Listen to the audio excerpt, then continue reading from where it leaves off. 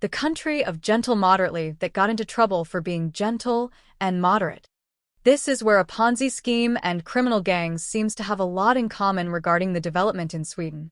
Inexperienced teens with a high level of trust both to their handlers within the criminal network as well as trust in the social services and the knowledge that they will be treated with leniency by the judicial system if they get caught, lay a foundation for risky behavior.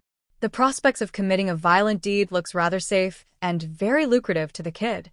One could say that the presence of the welfare industrial complex is providing a foundation of trust which enables criminal behavior to flourish, thus developing business opportunities like violence as service. There is an awareness of the lack of accountability for their actions.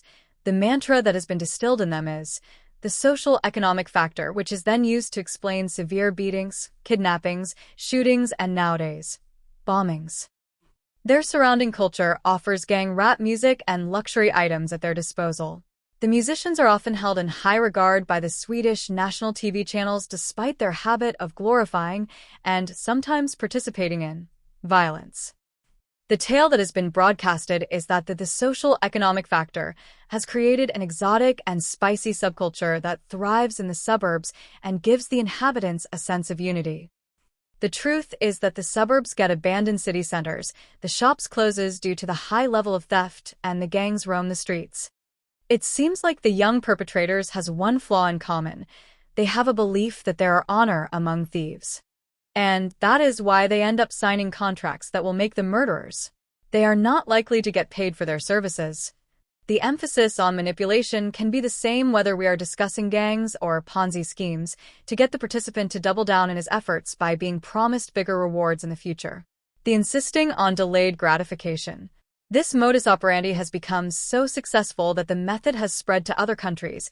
It has occurred that Russians has been grooming teens through the Telegram platform in order to persuade them to commit shootings or bombings towards Ukrainian targets. The problem in the Swedish society is in the belief of counter wrongdoings and violence with words and expecting the perpetrators to adjust, and when the perpetrator continue with his criminal behavior, you can always blame the victim for not communicating clearly enough.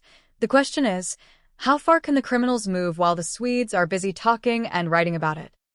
It is like bringing a pen to a gunfight. The gangs of Sweden started as local phenomena in the suburbs, but during the first years of the 2020s they grew and spread gradually to all towns in Sweden. They started to take market shares in Norway, and they also traveled to Iceland to widen their territory. There is not much that stands in their way because the competition is less violent than these gangs, and are therefore eradicated easily. Nowadays they are also protected by and in collaboration with foreign forces. What has stopped them so far? Who might they be afraid of? Clearly not the Swedish police.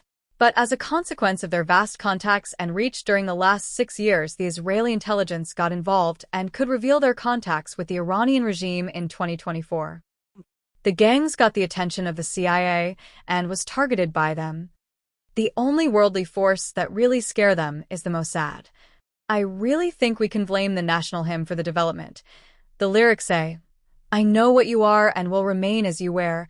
And with such an attitude, there is no readiness to protect people that has a high level of trust, but have never heard of the saying, trust but verify.